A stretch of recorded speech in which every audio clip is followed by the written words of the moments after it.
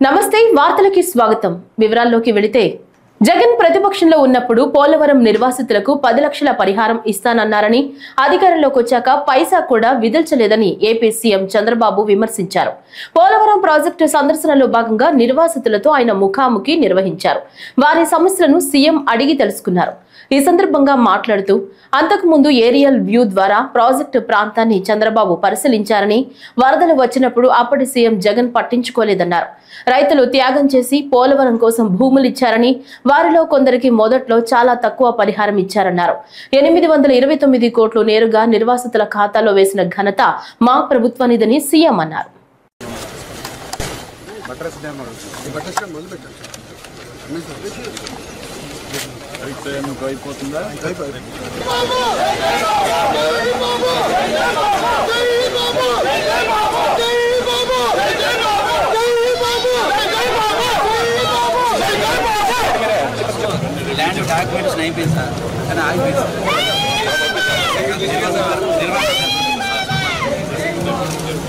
ఇచ్చి ఈరోజు మీరు చూస్తే చాలా ఇబ్బందులు పడ్డారు.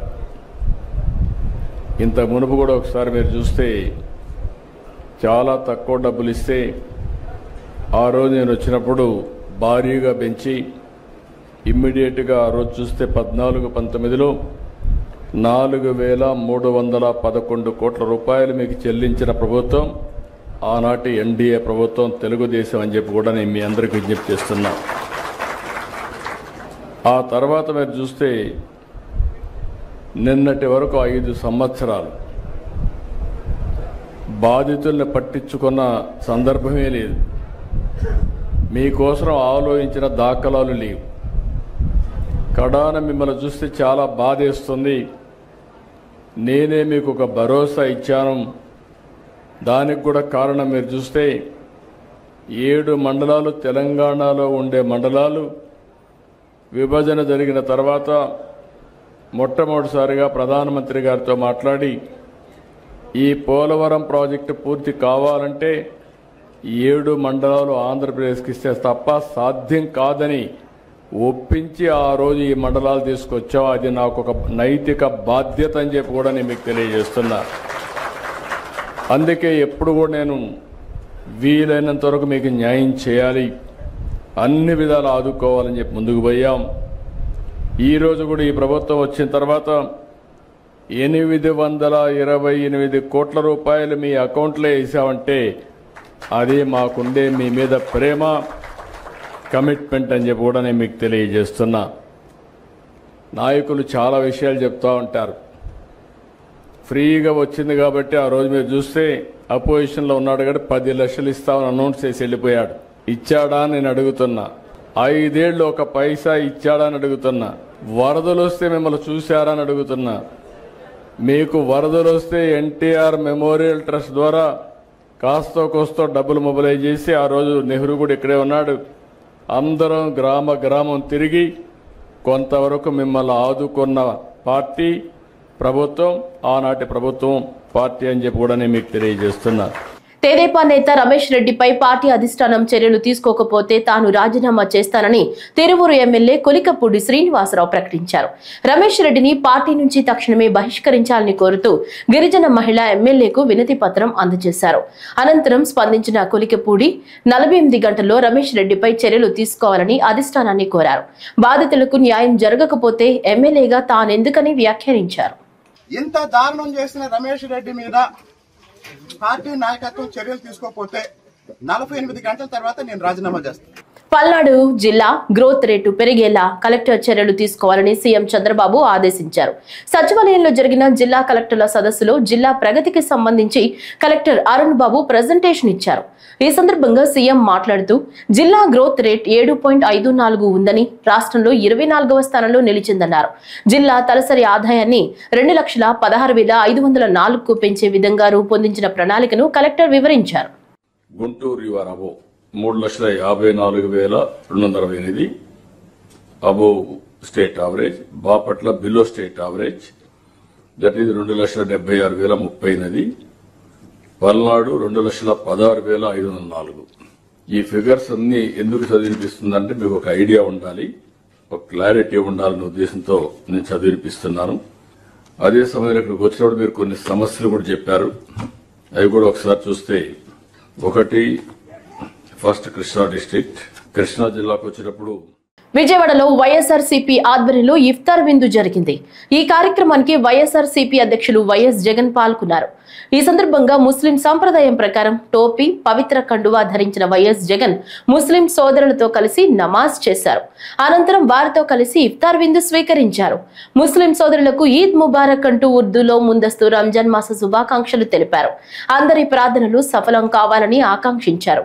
అల్లాహ్ చల్లని ఆశీస్సులతో అందరూ బాగుండాలని ఆయన కోరుకున్నారు. ఈ కార్యక్రమంలో పలువురు మాజీ మంత్రులు, ఎమ్మెల్యేలు, ఎమ్మెల్సీలు, వైఎస్ఆర్సీపీ సీనియర్ నాయకులతో పాటు పలువురు ముస్లిం పెద్దలు పాల్గొన్నారు. అల్హమ్దులిల్లాహి రబ్బిల్ ఆలమీన్. అల్లాహుమ్మ సల్లి అలా సయ్యిదినా ముహమ్మద్ వ అలా ఆలి ముహమ్మద్ కమా సల్లైత అలా ఇబ్రాహీమ్ వ అలా ఆలి ఇబ్రాహీమ్ ఇన్నక హమీదుమ్ మజీద్. అల్లాహుమ్మ రబ్బనా హబ్ లనా మిన్ అజ్వాజినా వ దుర్రియాతినా ఖుర్రత అయుని వజఅల్నా లిల్ ముత్తఖీన ఇమామా. لا إله إلا أنت سبحانك إنا كنا من الظالمين. اللهم ربنا آتنا في الدنيا حسنة وفي الآخرة حسنة وقنا عذاب النار. اللهم ربنا لا تزغ قلوبنا بعد إذ هديتنا وهب لنا من لدنك رحمة.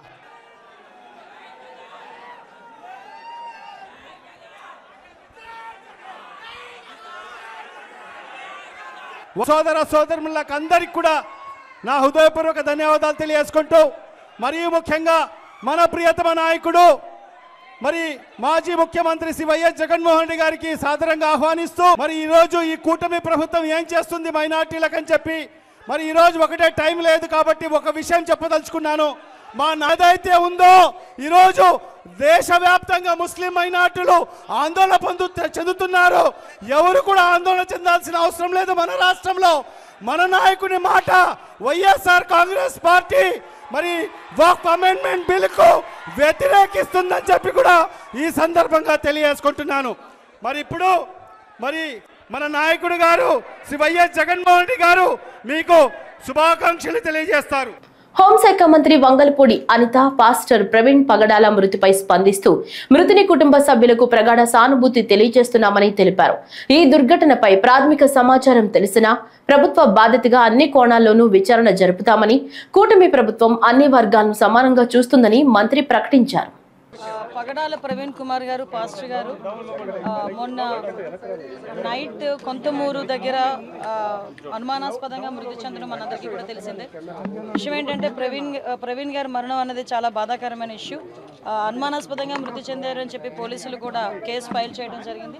ఆ నెక్స్ట్ డే మార్నింగ్ కొంతమంది చూసి ఇలా చనిపోయారని చెప్పగానే పోలీసులు ఇన్వెస్టిగేషన్కి వెంటనే వచ్చి ఇమీడియట్గా బాడీని కూడా అక్కడ నుంచి తీసి ఇన్వెస్టిగేషన్ చేయడం మొదలుపెట్టారు. అందరూ కూడా వాళ్ళ కుటుంబ సభ్యులు ఎవరైతే ఉన్నారో వాళ్ళందరూ కూడా వాళ్ళ అనుమానాస్పదంగా ఆ మృతిని వాళ్ళు భావించిన తర్వాత వాళ్ళ అనుమానాస్పదంగా మృతి అని చెప్పేసి పెట్టడం జరిగింది. ఇమీడియట్గా నేను కూడా ఎస్పీ గారితో మాట్లాడాను, డీజీపీ గారితో మాట్లాడడం జరిగింది. గౌరవ ముఖ్యమంత్రి గారు కూడా దీని మీద ఇమీడియట్గా ఎంక్వైరీ వేసి నిజానిజాలు తేల్చమని చెప్పేసి అందరికీ కూడా ఆర్డర్స్ కూడా పాస్ చేయడం జరిగింది. ఎక్కడ కూడా ఎటువంటి ఇబ్బంది లేకుండా పారదర్శకంగా దర్యాప్తు కొనసాగిస్తున్నాం. ఆల్రెడీ పోస్ట్ మార్టం కూడా ఈరోజు రాజమండ్రి అక్కడ జరుగుతుంది, రాజమండ్రిలో జరుగుతుంది పోస్ట్ మార్టం కూడా. సో ఎవరు కూడా దీని మీద ఎటువంటి అపోహలు పెట్టుకోవద్దు. డెఫినెట్గా ఏదైతే వాళ్ళు కోరారో క్రైస్తవ సంఘాలన్నీ కూడా చాలామంది వచ్చి అక్కడ డిమాండ్ కూడా చేశారు. డెఫినెట్గా అన్ని కోణాల నుంచి కూడా దాన్ని మేము యాక్సిడెంట్గానే పరిగణించట్లేదు. అలాగే అన్ని కోణాల నుంచి కూడా దర్యాప్తు కొనసాగిస్తాము. నియర్ బై ఉన్న సీసీ క్యామ్స్ అన్నింటినీ కూడా పోలీసుల ఫుటేజ్ కూడా తీసుకుంటున్నారు. అదేవిధంగా టవర్ డంప్ని తీసుకుంటారు, సీడియాస్ ఆ నియర్ బై ఉన్న సీడియాస్ అవన్నీ కూడా తీసుకుంటున్నారు. అన్ని కోణాల్లోని కూడా ఎంక్వైరీ చేస్తున్నాం. ఒక టీంను కూడా దీనికి డిప్లాయ్ చేయడం జరిగింది. దీని మీద దయచేసి నేను ఏం చెప్తున్నానంటే ఇది మతపరమైన ఇష్యూ. దీని మేము చేసే పని డెఫినెట్గా చాలా ట్రాన్స్పరెంట్గా చేస్తున్నాం. దీని మీద ఎటువంటి అపోహలు పెట్టుకోవద్దని మనస్ఫూర్తిగా నేను తెలియజేస్తున్నానండి. దీని మీద ఎటువంటి రాజకీయాలు కూడా దీని మీద పని చేయకూడదని నేను కోరుకుంటున్నాను. ఎందుకంటే ఇది ఒక పాస్టర్ గారి తాలూకా మృతికి సంబంధించిన ఇష్యూ. దీన్ని మేము చాలా క్లారిటీగా క్లియర్గా దీన్ని ఎంక్వైరీ చేయడానికి కూడా మేము సిద్ధపడ్డాం. డిఎస్పీ లెవెల్ ఆఫీసర్ ఈరోజు దాన్ని ఎంక్వైరీ చేస్తున్నారండి. కొవ్వూరు డిఎస్పీ గారు దీనికి ఎంక్వైరీ ఆఫీసర్ కింద కూడా ఎస్పీ గారు నియమించడం జరిగింది. అది నిన్ననే నియమించడం జరిగింది. దీని మీద అన్ని విషయాలు కూడా నేను డిఎస్పీ గారితో కూడా మాట్లాడాను. ఎవరైతే ఎంక్వైరీ ఆఫీసర్ ఉన్నారో ఆ ఎంక్వైరీ ఆఫీసర్ గారితో కూడా నేను మాట్లాడడం జరిగింది. ఎస్పీ గారితో మాట్లాడాను, డీజీపీ గారితో మాట్లాడాను. అందరితోనే మాట్లాడి ఇన్ఫర్మేషన్ తెప్పించుకొని ఎప్పటికప్పుడు మానిటర్ కూడా చేసుకుంటున్నాం. వాళ్ళ కుటుంబ సభ్యులు కూడా నా ప్రగాఢ సానుభూతిని తెలియజేస్తున్నా. కానిస్టేబుల్ పోస్టుల భర్తీ ప్రక్రియను తక్షణమే ప్రారంభించి మెయిన్స్ రాత పరీక్షలు నిర్వహించాలని, హోంగార్డు రిజర్వేషన్లు తగ్గించి పాత పద్ధతిలోనే భర్తీ చేయాలని డివైఎఫ్ఐ రాష్ట్ర కార్యదర్శి జి రామన్న డిమాండ్ చేశారు. కాకినాడ బాలాజీ చెరువు సెంటర్ నుంచి జిల్లా కలెక్టర్ వరకు ధర్నా నిర్వహించారు.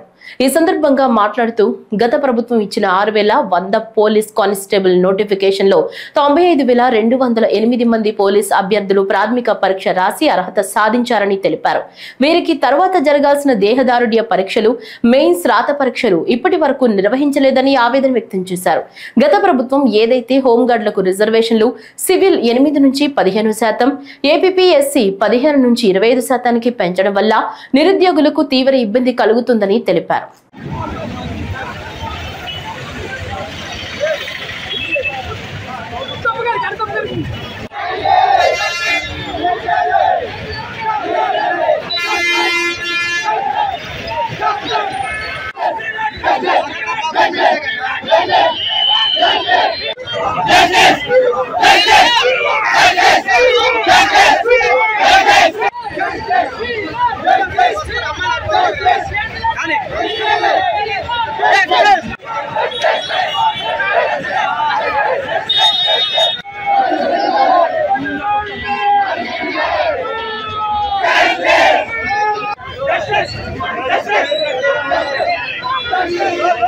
అభ్యర్థులు వెయిట్ చేస్తున్నారో ఇదిగో అదుగో అని ఊరిస్తున్నారు ప్రభుత్వాలు. దయచేసి మా పరిస్థితిని, మా ఆర్థిక పరిస్థితిని మీరు అర్థం చేసుకొని కేసులు ఏవైతే పెండింగ్లో ఉన్నాయో ఆ కేసులన్నింటినీ మీరు త్వరగా పరిష్కరించి ఈ ఒక్క నోటిఫికేషన్ పూర్తి చేయాలి. ఏదైతే హోంమంత్రి గారు గత అసెంబ్లీ సెషన్లో చెప్పారో 1.5 మంత్లో ఈ నోటిఫికేషన్ క్లియర్ చేస్తాము, ఆ తర్వాత 10,000 ఉద్యోగాలు ఇస్తామని చెప్పారో ఆ మాట కట్టుబడి ఈ కేసులన్నీ త్వరగా క్లియర్ చేసి మా అభ్యర్థులందరికీ న్యాయం చెప్పిస్తున్నాం. అన్న ఫీజులు కట్టలేక, ఇంటికి వెళ్ళలేక, తెలిసిన వాళ్ళకి సమాధానం చెప్పాలి, నరకయాతన అనుభవిస్తున్నామన్నా. ఇంతకంటే ఘోరమైన పరిస్థితి వరకు రాకూడదని కోరుకుంటా అన్న. 3 సంవత్సరాల నుంచి ఒకే ఒక్క జాబు కోసం వెయిట్ చేస్తున్నా. అర్థం చేసుకోండి అన్న, ప్రతి ఒక్కరిని చేసుకోండి అన్న. ఒక్క జాబు కోసం ఎవడైనా 3 సంవత్సరాలు ఈ చరిత్రలో వెయిట్ చేసిన బాధ ఉన్నాయంటే అది ఒక మెయిన్స్ వాడిని మాత్రమే చెందుతుందని తెలియజేస్తున్నాను. మా అభ్యర్థి పరిష్కరించాలని చెప్పేసి మేము కోరుతున్నామన్నా. అందరికీ నమస్కారం. నా పేరు జి రామన్న, డివైఎఫ్ఐ రాష్ట్ర కార్యదర్శి. ఈరోజు కాకి పట్టణంలో పీసీ యాస్పిరెంట్స్ ఎర్రని ఎండలు లెక్క చేయకుండా మాకు న్యాయం చేయండి, మాకు ఎగ్జామ్ పెట్టండి అని చెప్పి నిలదీస్తూ ఎండలో గొంతెత్తి నిలదీస్తూ ర్యాలీ నిర్వహించారు. అలాగే అక్కడ కార్యాలయం ముందు ఈరోజు నిరసన చేస్తా ఉన్నాం. మేము ఈ ప్రభుత్వం అడుగుతున్నాం, గడిచిన 10 నెలల్లో 3 ఏళ్ళు అవుతోంది నోటిఫికేషన్ వచ్చి 6,100 ఉద్యోగాలకు. ఇప్పుడు దాకా మెయిన్స్ ఎగ్జామ్ పెట్టడానికి రాష్ట్ర ప్రభుత్వం తీసుకున్న చేమిటి అని చెప్పి అడుగుతున్నాం. 3 ఏళ్ళు అవుతోంది నోటిఫికేషన్, దీనికి దిక్కు లేదు. నిన్న కాక మన హోంమంత్రి గారు మరో 14,000 ఖాళీ పోస్టులు ఉన్నాయి కానిస్టేబుల్ అని చెప్తా ఉన్నారు. ఎవరిని మోసంకి అన్న లోకేష్ అన్న పాదయాత్రలో పీసీ యాస్పిరెంట్స్ మేమందరం పోయి అడిగితే వెంటనే పరిష్కారం చేస్తాం ప్రభుత్వం వచ్చిన వెంటనే అన్నారు. 10 నెలలు అవుతా ఉంది, అదిగో ఇదిగో అని చెప్పి నిరుద్యోగులతో ఉన్నారు. అందుకని మేము స్పష్టమైన డిమాండ్, కోర్టు కేసులన్నీ పరిష్కరించి మెయిన్స్ ఎగ్జామ్ నిర్వహిస్తారు. ఇప్పుడు నిర్వహిస్తారని మేము అడుగుతున్నాం. తక్షణమే ఉద్యోగుల యొక్క ఆవేదనను, ఆందోళన అర్థం చేసుకుని మెయిన్స్ ఎగ్జామ్ పెట్టకపోతే ఇదే స్థాయిలో రాష్ట్రంగా రోడ్డుకు వస్తా, అప్పుడు ఈ రాష్ట్ర ప్రభుత్వమే బాధ్యత వహించి ఉంటుందని చెప్పి ఈ సందర్భంగా మేము డివైఎఫ్ఐగా హెచ్చరిక చేస్తూ తక్షణమే సమర్పించాలని చెప్పి మేము అడుగుతున్నాం. ఈ నెల చివరిలో కనుక మీ మీద రూట్ మ్యాప్ చెప్పకపోతే ఏప్రిల్ 1 నుంచి డివైఎఫ్ఐ ఆధ్వర్యంలో రోడ్ల మీదకి వస్తాం, అన్ని జిల్లాలో ఆందోళన చేస్తామని ఈ సందర్భంగా తెలియజేస్తున్నాం. నుంచి పీసీ కానిస్టేబుల్ ప్రిపేర్ అవుతున్నాను. మేము 3 సంవత్సరాలుగా ఇక్కడే వెయిట్ చేస్తున్నాం కానిస్టేబుల్ ఎగ్జామ్ కోసం. అయితే ఎప్పుడైతే 2023లో కంప్లీట్ చేశారు, 25లో మన ఈవెంట్ మరి మెయిన్స్ ఎప్పుడు కవర్ చేస్తారో మాకు తెలియట్లేదు. మేము శాంతియుతంగానే నిరసన తెలియజేస్తున్నామండి. మాకు అన్ని కేసులు త్వరగా క్లియర్ చేసి మాకు త్వరగా మెయిన్స్ ఎగ్జామ్ పెట్టి చూడండి. మేము ప్రభుత్వానికి మీ మీడియా తరఫున విన్నపం చేస్తున్నాము. మేము ఇక్కడ పరిస్థితులు అస్సలు బాగోట్లేదు. ప్రతి ఒక్కరు కూడా ఇక్కడ ప్రతి తల్లి తండ్రి కూడా రెక్ట డొక్కాడిని బండిమయ్యి మీరు కంపల్సరీ మాకు ఏదో ఒకటి న్యాయం చేయాలని మీడియా తరఫున మీకు వినిపిస్తున్నాం. దీపం 2.0 పథకం తొలి గ్యాస్ సిలిండర్ కోసం మార్చి 31 వరకే సమయం ఉందని ఏపీ పౌర సరఫరాల శాఖ మంత్రి నాదెండ్ల మనోహర్ తెలిపారు. మహిళలకు ఏడాదికి 3 ఉచిత గ్యాస్ సిలిండర్లు ఇస్తామన్న హామీని కూటమి ప్రభుత్వం నిలబెట్టుకుందని చెప్పారు.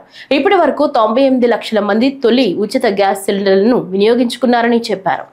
To all the district collectors, e-KYC of the ration cards has to be completed by March 31st. There are about 4 or 5 districts which are still around 87%.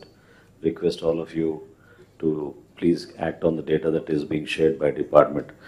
ముఖ్యమంత్రి గారి నాయకత్వంలో దీపం 2 పథకం కూడా చాలా అద్భుతంగా మనం ప్రజలకు తీసుకెళ్ళగలం. ఇప్పటివరకు 98,25,483 గ్యాస్ బుకింగ్స్ చేయగలిగాం. ఇందులో కేవలం అంటే ఇప్పటివరకు మనం ఖర్చు పెట్టింది 756,52 లక్షలు. Only 14,047 cases have failed payment.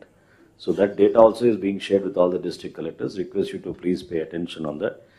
The next phase of Deepam 2 begins on April 1st.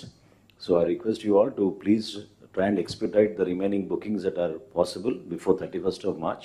So it will enable us to reach a higher target. So thank you for all your support. Thank you, sir. ఈ వార్తలు ఇంతటితో సమాప్తం. నమస్కారం.